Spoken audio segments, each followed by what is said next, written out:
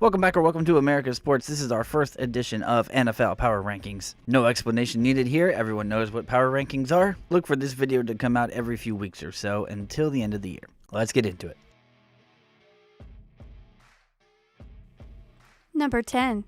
The Green Bay Packers, who are 6-3 overall. They may have lost in their last game, but they are winners of 4 of the last 5 games. Their problem is who they've lost to. They've lost to 3 NFC teams and 2 of them in their own division. This is a pretty high-powered offense. They're 4th in yards per game, and they are in the top 10 in points per game. But against Detroit, they were held to just 14 points. They've, by and large, have been winning the shootouts. And they're overall a pretty good team. Their problem is their division is maybe the best in football now. And they're number 1 in the NFL in takeaways as well. They are turning you over, whether it's interceptions or fumbles. It's just Jordan Love creates interceptions of his own. If he lowers that, though, this team will be even better. When doing our power rankings, we think of the next couple of games that they've got in front of them. And after the next couple of games, and we go to do this again, I believe they will be at 7-4. They're at Chicago next, and then they're home for San Fran. So I think they're going to be relatively in the same position when we do the next video. Number 9. This goes to the Atlanta Falcons, same record of the Green Bay Packers, but they are in a much better position in a weaker division. Yeah, I suppose you could argue which team is better between the Falcons and the Packers and who would beat each other, this and that.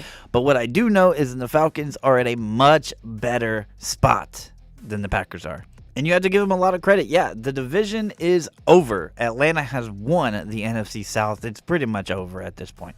They've already swept the only team that had a shot at stopping them from winning the South in the first place. They've only got 2 guys on the team that have more than 1 sack generated, and you would expect that to get better as time goes on, especially in the case of Matthew Judon. So I'm not super worried about that. They're only a +5 in the point differential, which means they're playing a lot of close games. But you could also flip that and say that it tells you that they're winning those close games. And you could thank Clutch Kirk. Oh, and Jesse Bates has been absolutely brilliant. They're 6-1 against the NFC as well. So already we know they'll probably get at least 1 home playoff game. Their next 2 games are at the Saints and then at the Broncos, and I think they're going to be favored in both of those. We could see them at 8-3 by the next time we talk about them.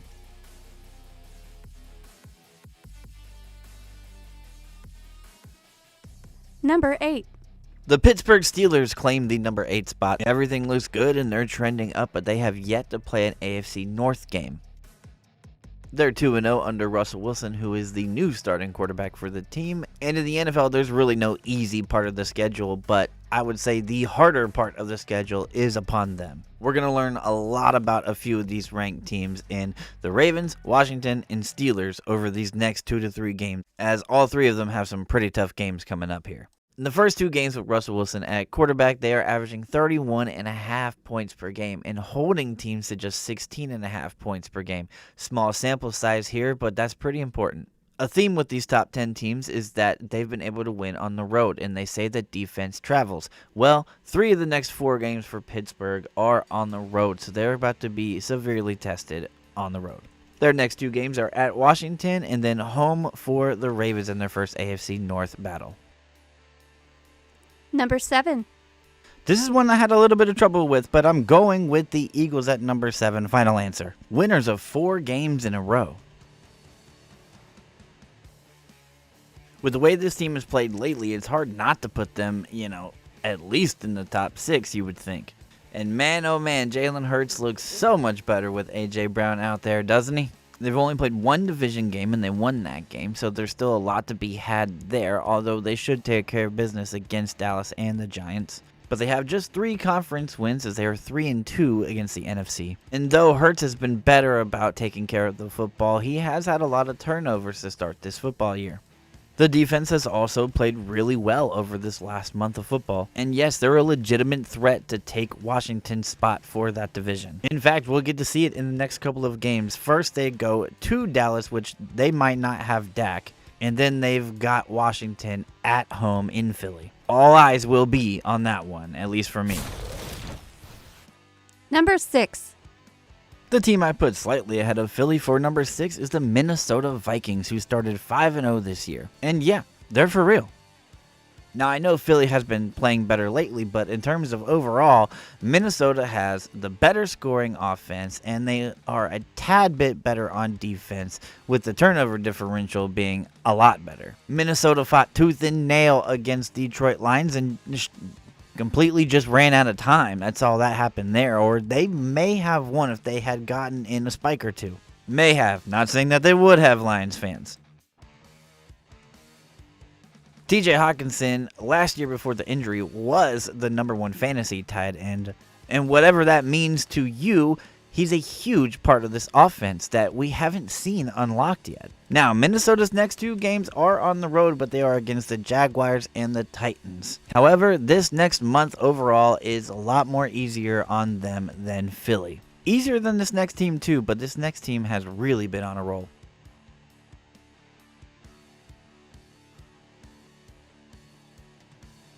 Number 5. Coming in at 5 is those 7-2 Buffalo Bills, winners of 4 straight, 4-0 at home, 3-0 in the division. I get that we are only halfway through the season, but in terms of winning your division and getting at least one home playoff game, there is only the Kansas City Chiefs that are in better position to do that than the Buffalo Bills. A big-time Miami sweep, you beat the Jets once already, and you still get to play the Patriots twice. In recent years, the Patriots have been just awful against Josh Allen's Bills. Their schedule is still a doozy. They're playing the Chiefs, they're playing the Niners, they're playing against the Lions. But they got the second best point differential in the NFL, and Josh Allen is not turning the ball over this year. Despite being middle of the pack in rush and pass defense, they are still holding teams to under 20 points per game. And on offense, they just got Amari Cooper, so that's always nice. Their next 2 games are at the Colts and then home for the Kansas City Chiefs. That'll be a doozy. Number 4. Number 4 goes to the 7-2 overall Washington Commanders. They play explosive football without turning the ball over much. Number 3 in rushing yards per game, but no one has more total rushing touchdowns than them. Oh, and about 30 points per game. Before the season, my pick for Rookie of the Year was Jaden Daniels. You can go back and look it up if you doubt me. And recently, they just got Marshawn Lattimore, so they've improved their defense as well. And they're pretty good at stopping the pass, but what you can do on this team is run against them, which could play into the favor of a more experienced Philadelphia team. Who knows? But so far, what I can tell you is Jaden Daniels turns the ball over a lot less than Jalen Hurts does. And hey, that could decide everything when it comes to deciding a division champ between those 2 teams. But they've been nothing short of impressive. Even against the Ravens, they looked good. They're 4-0 at home, and their next game is home against Pittsburgh, and then they will travel to Philly to play against the Eagles for the first time this season.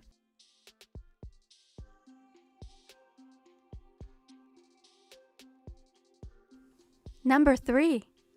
Arguably the most fun team to watch in the NFL, the Baltimore Ravens, sitting at a 6-3 overall record and won 6 of their last 7 games. They've put up 41 points 3 different times, and 2 of them against some pretty good defenses. Denver is one of the best defenses in the league. And yeah, that one wasn't even close. They're the best rushing team, and they're the best team at stopping the rush. That's a deadly-ass combo. They were number 1 in sacks last year, and they are number 5 right now. Oh, and Lamar Jackson is going to win MVP again at this rate. Derrick Henry and Lamar Jackson is the best running threat duo I've seen maybe ever in my life. Probably so. And there's really only a couple of teams when both teams are playing at their best potential can actually beat this team. Their next 2 games are AFC North games. They are home for the Bengals, and then they go on the road to take on the Steelers for the first time, and that will be for first place in the AFC North, more than likely. These next 2 to 3 weeks will tell us so much about what's going to happen for the playoffs. Number 2. Number 2 goes to the Detroit Lions, representing the best team in the NFC, in my opinion. They've won 6 in a row. Dallas fans are going to hate me for saying this, but I don't think that's America's team anymore. I think the Detroit Lions swept it right up from them. Hell, I love them, and I'm a Bengals fan. They've not generated too many sacks ever since Hutchinson went down, and I think they're still trying to compensate for that. But they're the number 1 scoring team by points per game in the league, and they can also shut you down. They can hold you down. They're holding teams down to under 19 points per game. They can rush, they can pass. They especially love to run though, as they have the best offensive line in football. Since their loss against Tampa Bay, the only team that's really had a shot at beating them was Minnesota, who at the time was undefeated. They traveled to Houston, and that will be no easy game, even though Stroud is without some of his best weapons. And then they're home for Jacksonville. Really, they should go 2-0 in these next 2 games. If the playoffs started today, it would be really hard not to put number 2 and number 1 against each other in the Super Bowl.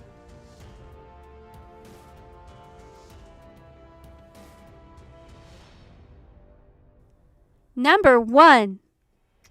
And number 1, as everyone should have in their power rankings, goes to the Kansas City Chiefs. They're undefeated, so you can love it or you can hate it as much as you want to, but the team is a back-to-back Super Bowl champions, and they're undefeated. Anyone who does not have them number 1 in their power rankings or just listed as the best team in the NFL right now, honestly, it's probably just because they hate the Chiefs. Or maybe they're a Lions fan and they legitimately think that the Lions will beat Kansas City, but Kansas City's undefeated, man. You can't argue against it. Should this team be undefeated? You could ask a lot of questions there. The numbers don't suggest that they should be at all. They're not world beaters at really anything. They just know how to go out and win. They've got a kicker that makes clutch kicks. They've got one of the best tight ends, if not the best tight end to ever play the game. And they've got one of the best quarterbacks to ever play the game, along with one of the best coaches to ever coach the game. People get mad when I say this, but I've kind of stopped watching them play because I already know what's going to happen. It'll be a close game. It'll be real hard fought between whatever team they're playing against, really. But the Chiefs are going to get the win at the end somehow. And would I be shocked if they go undefeated? No, I would not. But regardless, they're in great position to possibly get the 1 seed. And yes, we're already talking about that, especially if they beat Buffalo. They've got a couple of hard games coming up here. Bills, Broncos, and Steelers, but they could be 15-2 all the way up to undefeated this year.